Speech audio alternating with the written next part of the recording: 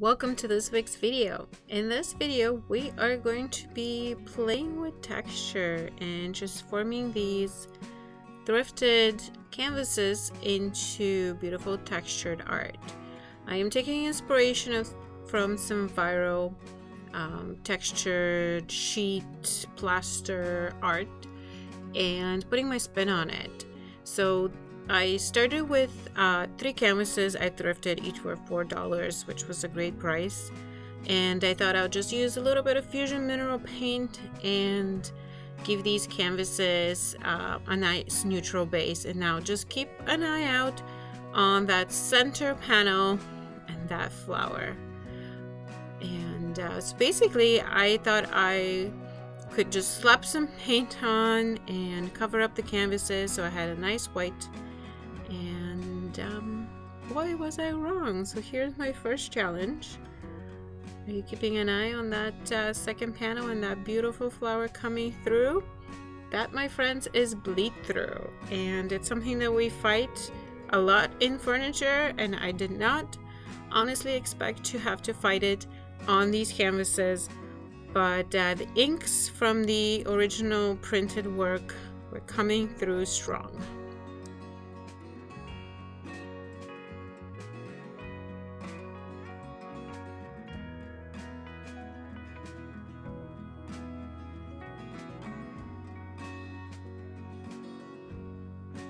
I did a few different layers of paint, and basically you can see that poppy keeps popping out. It didn't matter how many coats I put of paint on here, they just kept coming through. So I resorted to my can of Minimalist shellac based primer, something I use on furniture a lot, and threw it on those canvases so that I can try to block those inks from coming through.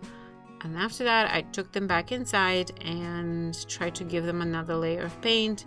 At this point, to be honest, even the Minimalist, which is an incredible blocking primer, did not really work.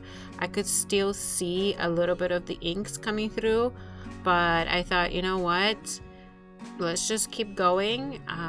I was afraid that as I put the plaster on, there'll be a lot of water that's drying and that those ink will try to leach up. But for the sake of the project, I thought, let's keep going.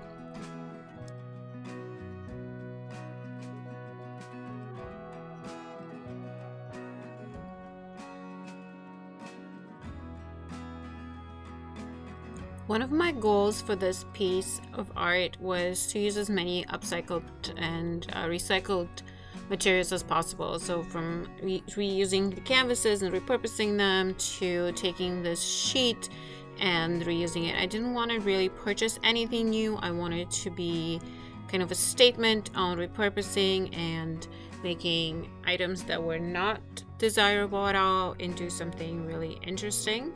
And here I'm trying to measure out exactly what to do with the sheet because of the 3 canvases, and I wanted them to look like they're flowing together.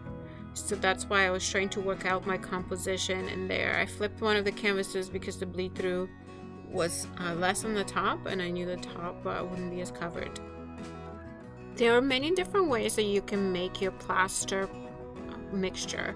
Here I wanted to keep it simple for the initial mixture, which was just equal parts plaster and water.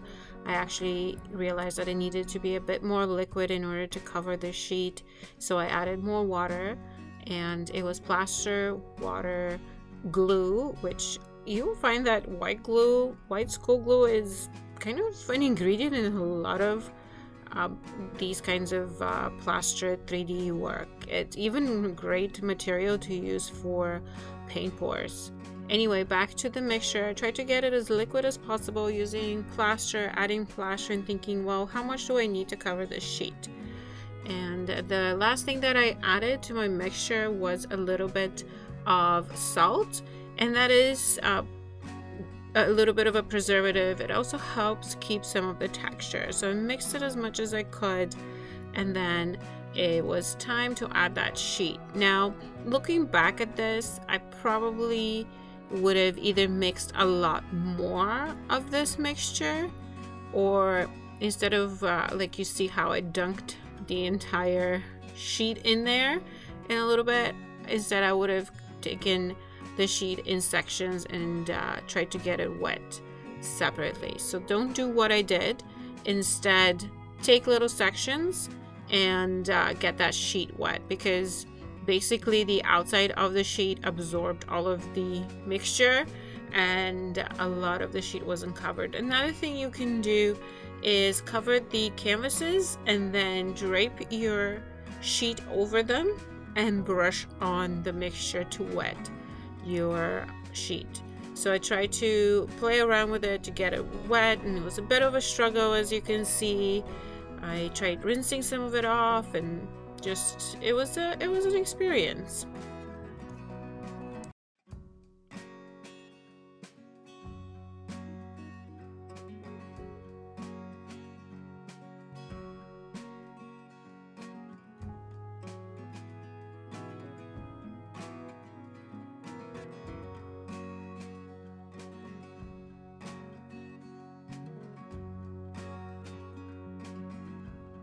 Once I was ready to apply the sheet on the canvases, I arranged them, leaving a bit of a gap in between them, because ultimately I wanted to cut up the sheet so that the 3 canvases are separate.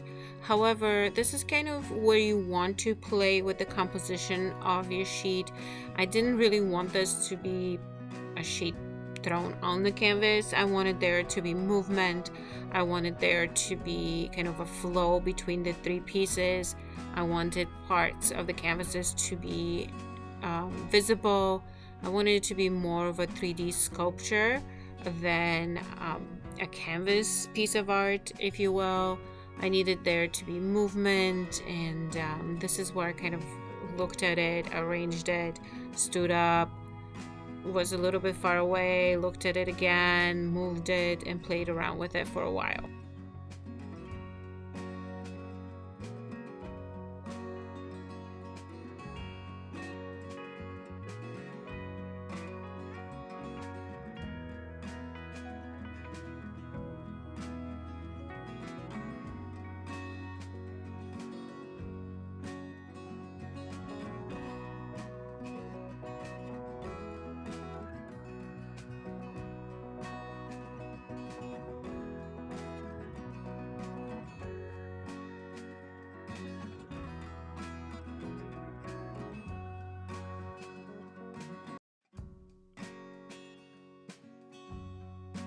I used the leftover plaster mixture and kind of brushed it on to the canvas, because realistically a lot of the sheet was really dry.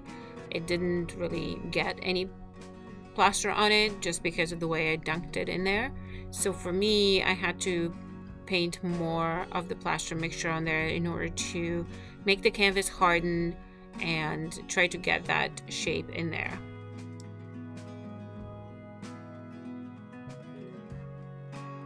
I left everything to dry, and a few hours later I went back, and basically this is where I was ready to give up, because do you see all of that bleed through? It just looked like dirty laundry, and I really didn't like it. And I left it for a few days, and I was about to go purchase brand new canvases and start over, but I really liked the shape of it. And once it dried, as you can see here, a lot of that bleed through kind of disappeared. So I thought, you know what, I'm just gonna give it a try. And here I am cutting the canvases apart and kind of trying to get rid of the extra sheet and extra fabric and getting it ready to staple onto the canvases, because the plaster mixture and glue is not really enough to keep the fabric onto the canvas. I think that you need a little bit more reinforcement, especially because this is something that's going to hang. And I just used a staple gun to staple the sheet onto the canvases in order to keep it on there more securely. And then I trimmed off any extra material to get them nice and smooth and ready for more plaster.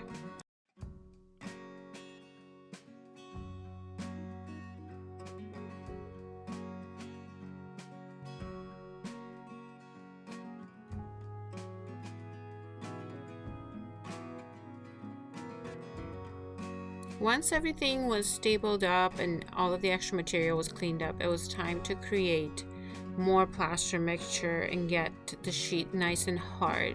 So what I did here was create the same mixture of plaster, water, salt, and glue, except I used a lot more glue to prevent everything from cracking. The glue kind of makes everything smooth and silky and prevents cracking, but I also folded in quite a bit of spackle. So you see how nice and thick and creamy the mixture is? That's because of the spackle. So the spackle will harden and make everything more plastery and hard and more sculpture-like.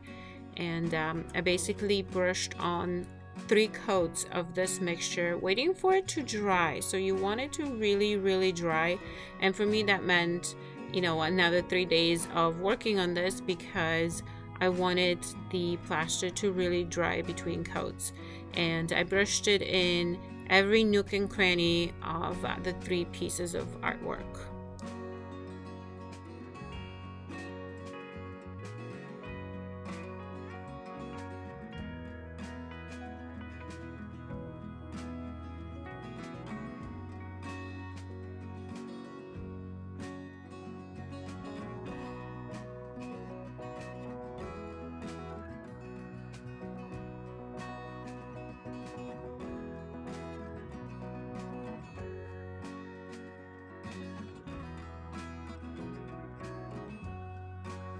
Once I was done with all of the layers of plaster, it was time to get even more messy, and that was taking 220 grit sandpaper and going through every nook and cranny of this and smoothing everything out.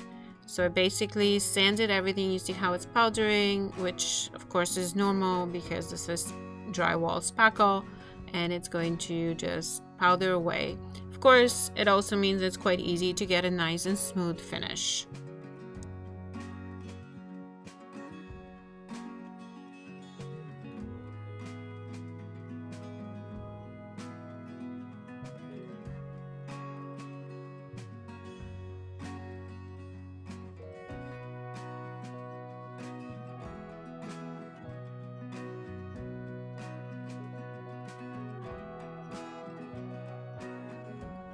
After quite a bit of cleanup, because I had to vacuum the 3 pieces to remove all of the dust, it was time to do my final layer. Now you could have possibly just left everything at the plaster stage, but I wanted it to be smoother, more elegant, and have more of a sculpture feel than just, again, a sheet on a canvas.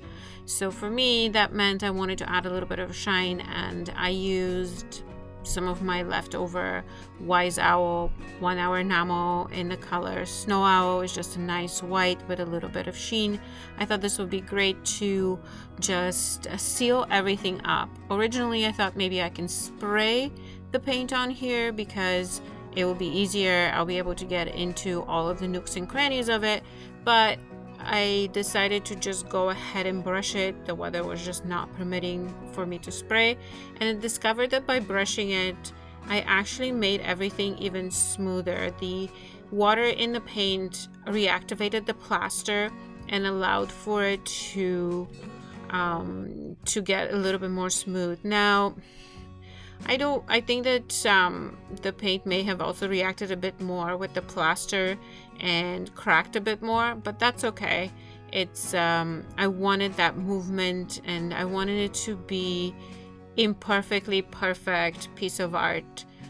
If you know what I mean. I didn't want it to be completely perfect. I wanted to have movement, and even if it cracked here or there, I think that would be okay. I want it to age with time and change, and I think that is why I didn't make the fabric as stiff as it could be. I could have added a few more layers of plaster and made it really stiff, but I wanted it to have movement and to have character. So, and you can see here the painted side versus the unpainted. You see how much smoother it is? It just made everything look really good.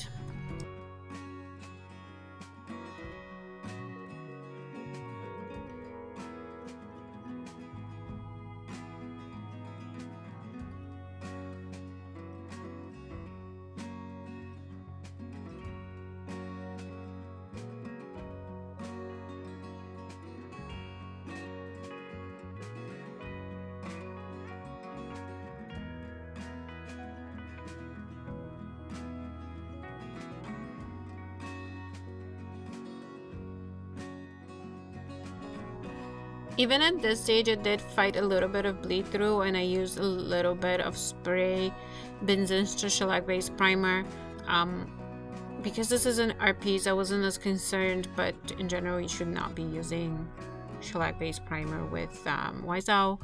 Just a side note there, but for this piece, I think it added character that the paint cracked a little bit. And I did a total of 3 coats of paint on this, which actually stiffened up everything quite a bit.